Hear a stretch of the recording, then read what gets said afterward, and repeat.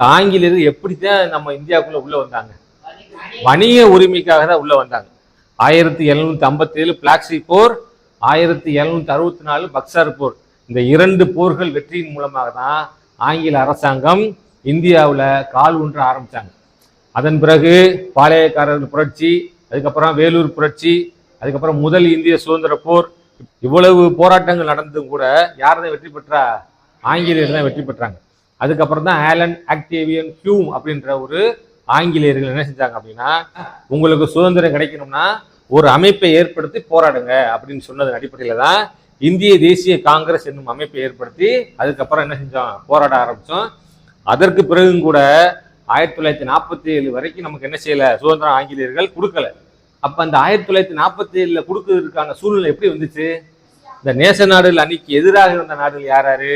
Germany, Japan, Italy போன்ற நாடுகள்.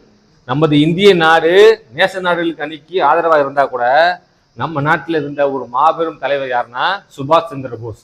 அவர் என்ன செஞ்சார் அப்படின்னா, ராஸ் பிகாரி போஸ் அப்படின்ற ஒரு மிகப்பெரிய தலைவர் இந்தியன் இண்டிபெண்டன்ஸ் லீக் அப்படின்ற ஒரு அமைப்பை ஏற்படுத்தி ஆங்கிலேயருக்கு எதிராக நமது இந்திய ராணுவ வீரர்களை தயார் பண்ணி ஒரு அமைப்பை ஏற்படுத்தி வச்சிருந்தார்.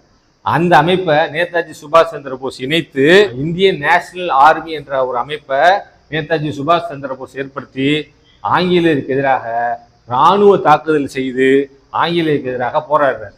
அதே நேரத்தில் நமது தேசப்பிதா காந்தியடிகள் அகிம்சை வழியில போராடினாங்க. 2 வழியில போராடி கொண்டிருந்தோம். ஒன்று அகிம்சை வழி, மற்றொன்று தீவிர தாக்குதல் வழி. 1939 2ஆம் உலகப் போர் ஸ்டார்ட் ஆகி 1945 முடிவுறுது.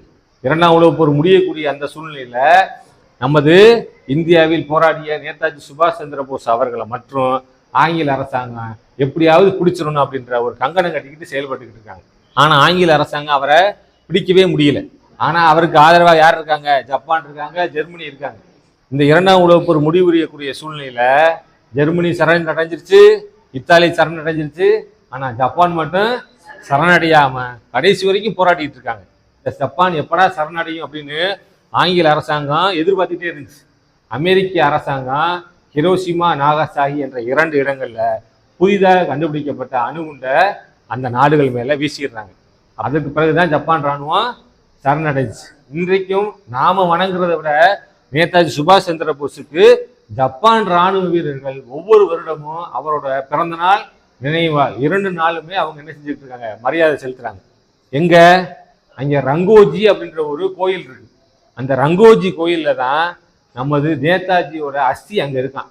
அவரோட இறப்பு இன்றைக்கு வரைக்கும் சர்ச்சையாவே இருக்கு. நாம வணங்குறத விட நேதாஜி சுபாஷ் சந்திர போஸுக்கு ஜப்பான் ராணுவ வீரர்கள் ஒவ்வொரு வருடமும் அவரோட பிறந்த நாள் நினைவால் 2 நாளுமே அவங்க என்ன செஞ்சுட்டு இருக்காங்க? மரியாதை செலுத்துறாங்க. எங்க? அங்க ரங்கோஜி அப்படின்ற ஒரு கோயில் இருக்கு. அந்த ரங்கோஜி கோயில்ல தான் நமது நேதாஜியோட அஸ்தி அங்க இருக்கான். அவரோட இறப்பு இன்றைக்கு வரைக்கும் சர்ச்சையாவே இருக்கு. அவர் எப்படி இறந்தாருன்னு யாருக்குமே தெரியல. நேதாஜி சுபாஷ் சந்திர போஸோட அஸ்தியை கூட விட்டுறக்கூடாது அப்படின்னு சொல்லி ஆங்கில அரசாங்கம் அதை கைப்பற்றுறதுக்கு முயற்சி செஞ்சிருக்காங்க. ஏன்? அந்த அளவுக்கு நேதாஜி சுபாஷ் சந்திர போஸ் ஆங்கில அரசாங்கத்துக்கு எதிராக தீரத்தோடு போராடியவர். அவரோட அஸ்தியை கூட விடக்கூடாதுன்னு நினைச்சவங்க யாரு? இங்கிலாந்து அரசாங்கம். அப்ப இந்தியாவின் சுதந்திரத்துக்காக தீரத்துடன் போராடிய நமது நேதாஜி சுபாஷ் சந்திர போஸ் அவர்களை நினைச்சு பார்க்கணும். ஆகஸ்ட் 15 சுதந்திர தினம். ஆகஸ்ட் 18 நேதாஜி சுபாஷ் சந்திர போஸ் அவர்களின் இறந்த தினம். அவரோட அஸ்தி எங்க இருக்கு? ஜப்பான்ல ரங்கோஜி கோயில்ல இருக்கான். இன்றைக்கு வரைக்கும் இந்திய அரசாங்கம் அந்த அஸ்தி நேதாஜி சுபாஷ் சந்திர போஸ் உடையது தானா என்பதற்காக ஜப்பான்ல ரங்கோஜி கோயில்ல நேதாஜி சுபாஷ் சந்திர போஸ் அவர்களோட அஸ்தி இருக்குதுன்னு சொல்றாங்கல்ல, அது உண்மையா அப்படின்றத நமது இந்திய அரசாங்கம் தெரிஞ்சுக்கிறதுக்காக 3 விசாரணை கமிஷன்களை அமைச்சிருக்காங்க. ஃபர்ஸ்ட் நடைபெற்ற 2 விசாரணை கமிஷன்கள்ல அது நேதாஜியோட அஸ்தின்னு சொன்னதுதான். ஆனா 3வது விசாரணை கமிஷன்ல அதெல்லாம் அப்படி ஒரு விபத்தே நடைபெறல, அது நேதாஜி சுபாஷ் சந்திர போஸோட அஸ்தி இல்லை அப்படின்னு அந்த விசாரணை கமிஷன் சொல்லிட்டாங்க. அதுல இருந்து நேதாஜியோட அஸ்தி எங்கதான் இருக்கு? ஜப்பான்ல தான் இருக்கு. ஆகஸ்ட் 18 அன்று ஜப்பான் ராணுவ வீரர்கள் அந்த ரங்கோஜி கோயிலுக்கு போய் ஒவ்வொரு ஆண்டு நேதாஜிக்கு மரியாதை செலுத்திக்கிட்டு இருக்காங்க.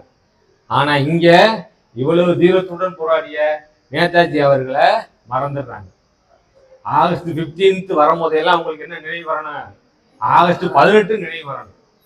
ஆகஸ்ட் 18 யாரோட நினைவு நாள்?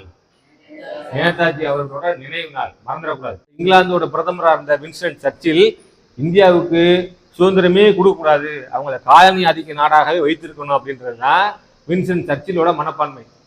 ஆனால் 1945 இங்கிலாந்துல பொது தேர்தல் நடைபெறுது. அங்க ஆட்சி மாற்றம் ஏற்பட்டு வின்ஸ்டன் சர்ச்சில் தோற்று அந்த இடத்துல கிளம்மன் அட்லி அப்படின்ற ஒரு புதிய பிரதமராக வந்துடுறாரு.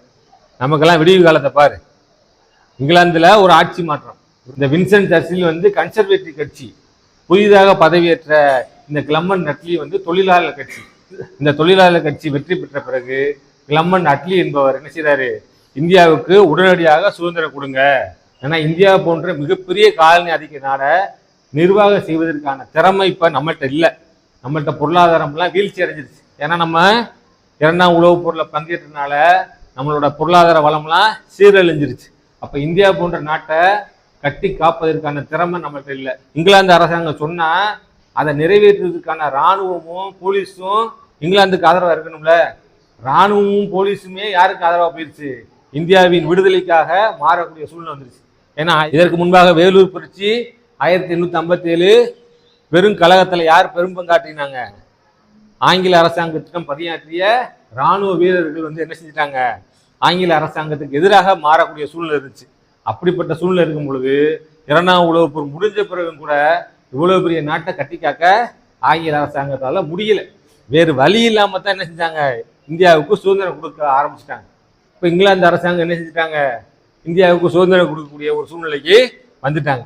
இப்ப இங்கிலாந்துல புதிய பிரதமராக பதவியேற்றவர் யாரு?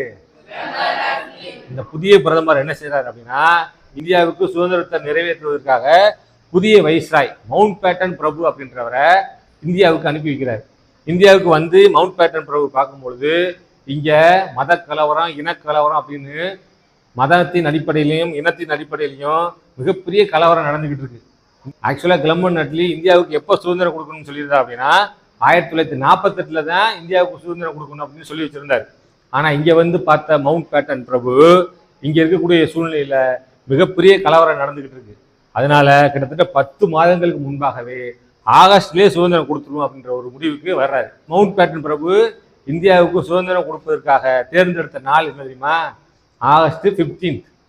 இந்த ஆகஸ்ட் 15 அப்படின்ற இந்த நாளை மவுண்ட் பேட்டன் பிரபு இந்தியாவுக்கு சுதந்திரம் கொடுப்பதற்காக தேர்ந்தெடுத்ததுக்கு காரணம் என்ன தெரியுமா?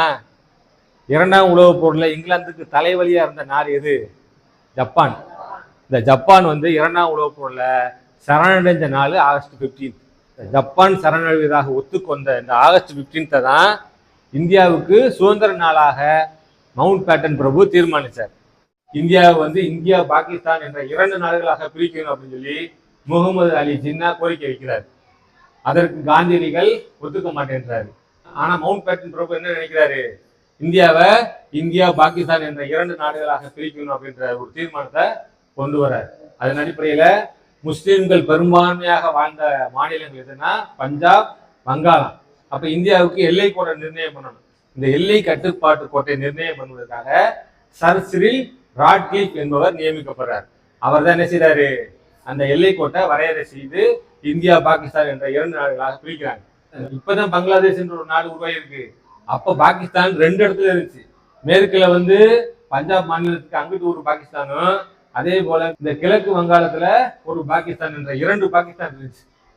அந்த சுதந்திரம் கிடைக்கும் பொழுது எல்லாரும் சந்தோஷம் தானே இருக்கணும். ஆனா பெரும் வன்முறை நடந்துச்சு அப்ப. ஏன்னா இந்த கோட்டை வரைஞ்சதுக்கு அப்புறம் இந்த கோடு இந்தியாவில இருக்கா பாகிஸ்தான்ல இருக்கான்னு மக்களுக்கு தெரியல. இந்தியாவுக்கு சுதந்திரம் அறிவிச்ச பிறகு மக்கள் ஃபுல்லா சந்தோஷத்துல இருந்தா கூட ஒரு இடத்துல இருந்து இன்னொரு இடத்துக்கு இடம் பெயரணும்ல. ட்ரெயின்ல போறாங்க, பஸ்ல போறாங்க, நடந்து போறாங்க. இதன் அடிப்படையில 1.5 கோடி மக்கள் ஒரு இடத்துல இருந்து இன்னொரு இடத்துக்கு இடம் பெயர்ந்தாங்க. இன்னைக்கு வரைக்கும் மிகப்பெரிய இடப்பெயர்ச்சி எது? அந்த நேரம் தான்.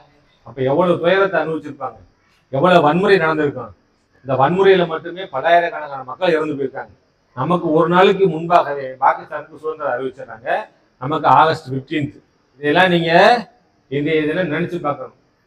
இந்த மாதிரி இந்தியாவை இந்தியா பாகிஸ்தான் என்று 2ஆக பிரிக்க கூடாதுன்னு சொல்லி நமது தேசப்பிதா காந்தியடிகள் அன்றைய தினம் நினைச்சிருக்காரு.